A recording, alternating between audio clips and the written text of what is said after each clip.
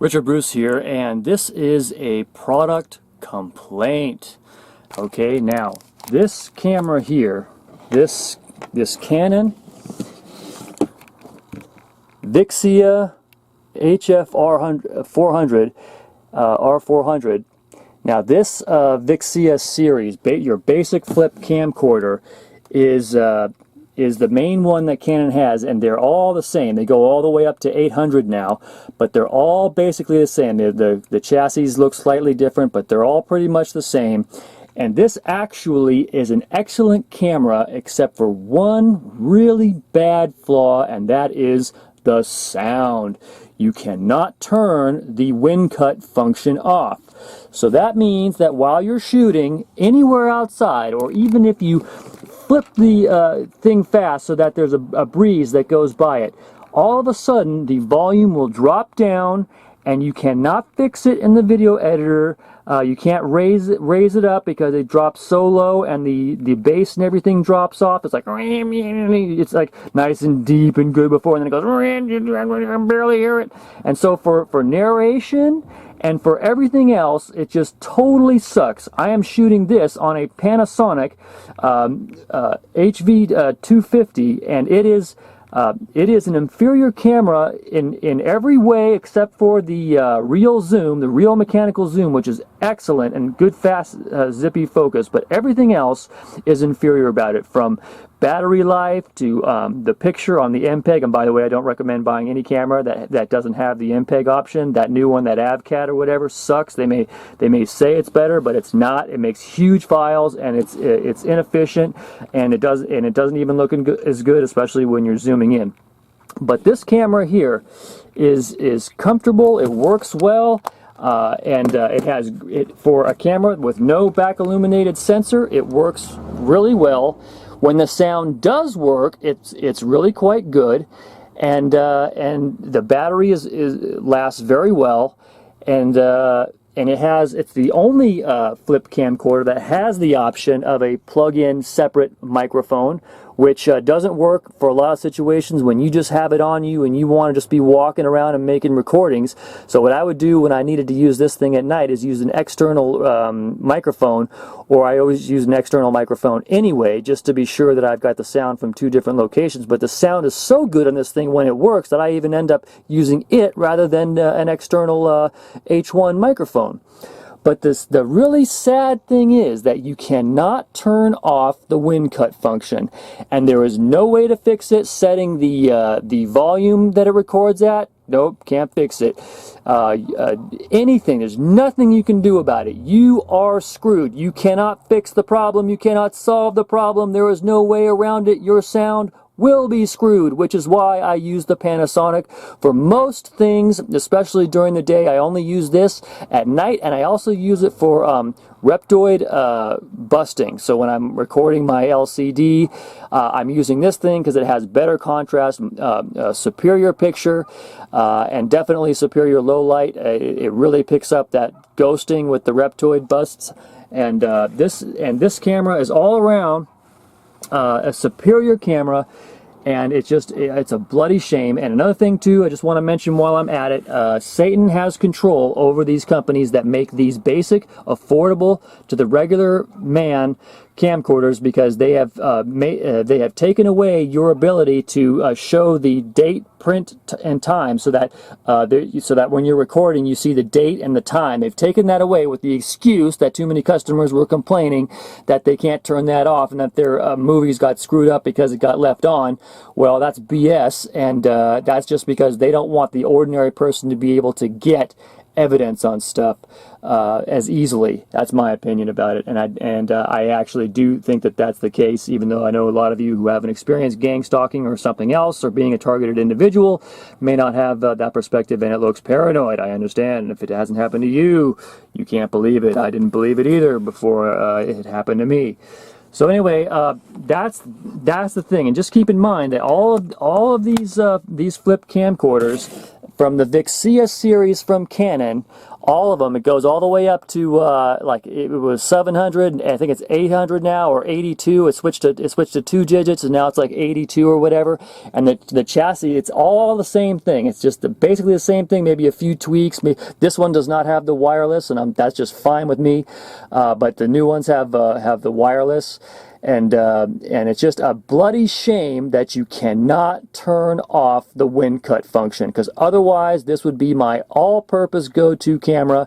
But instead, I have it between this and the Panasonic HV250, which is what I'm using to shoot this on. And I know that my sound is not going to get biffed just from turning the camera too fast. Okay, so that's my bitter complaint against this Canon VIXIA basic flip camcorder. They're a little more expensive. They're like $300 when they're new. You can get a used one for like $240 or $230.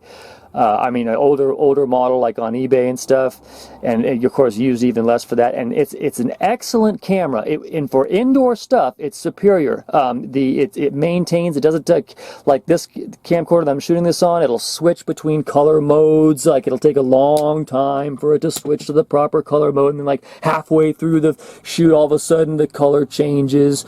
All kinds of little anomalies show up. It's not as comfortable to hold. There's like a little ledge where your thumb should be. On this one it's nice and comfortable, but on the Panasonic I'm talking about, you got that problem. But I mean, and another thing too is the lens on this repels dust, whereas the lens on my Panasonic does not. Let me show you on the Panasonic here. I'm going to switch to the Canon so you can see the Panasonic for a second. Okay, so here we are on the Canon, and I'm looking at the Panasonic. And this one, as you can see, is the HCV250. This is an older model. The newer one is the 400 or 500 series, and it has a few more bells and whistles, but it's still basically the same thing. And I hear that these older ones, the smaller number there, they focus faster for some reason. And the real plus with this is that you get a 50 times real zoom. It says 90x I zoom, whatever. That goes up to 3000, and you can actually get usable footage close to the fully zoomed all the way out with the interpolation digital zooming. But this is the only camera that has a 50 times real zoom, non-computer enhanced zoom, and you can really zoom in on stuff far away. And it is a great camera. But just to highlight some of the differences between the Canon, because I use this camera and the Canon as my two cameras. The battery on this funked out. It's smaller, and it funked out sooner. But maybe because it was sitting there on the shelf for a longer period of time, I don't know. But but even so, it's a cool little camera. It works great. I've used it for a lot of stuff, a lot of Reptoid chopper busting. I don't use this for the actual Reptoid examination shoots, because it doesn't have as good a contrast. It doesn't really pick up that blue ghosting and a lot of other stuff. The picture is inferior. But it's still a great camera. Again, the other thing about this is that this lens here on the Panasonic picks up dust a lot. You always have to wipe for dust, whereas on the Canon that I am shooting this on, you don't have that problem. For some reason the glass doesn't attract dust as much. So that's just another little annoying thing. But like I said, I wouldn't even have to carry around a second video camera. And by the way, another thing too that's greatly inferior about this, it has absolutely no low light capability.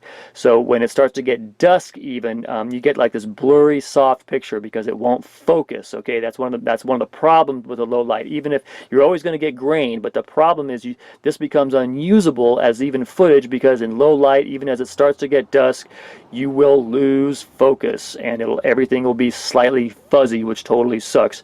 The camera that I'm shooting this on, the Canon, has the ability to set infinity focus in such a way that it makes busting choppers or shooting things at night much easier and better, because you don't have to rely on the autofocus, which even still on this Canon will not work very well in low light. So that gives you the option to shoot. When you see those night helicopters that I'm busting with this, It is set on the infinity focus option, which you have to set every time. Another annoying thing about this Canon is it won't keep the settings. You have to set that every single time. And so you have to, when I hear a chopper starting up, coming out, I have to open it up, click the jump start button for the features, open up the focus thing, set it to infinity, and then shoot it. So it's like a, it's like a challenge to get that done quickly enough. It'd be nice if it remembered settings. I've used a Sony, which, by the way, that sucks worse than both of these cameras. Your basic Sony 450 or something, whatever, that you get for the same basic 250, 300 bucks. It does not have an MPEG function, and the picture quality sucks, which is really amazing for Sony, because Sony usually has great stuff.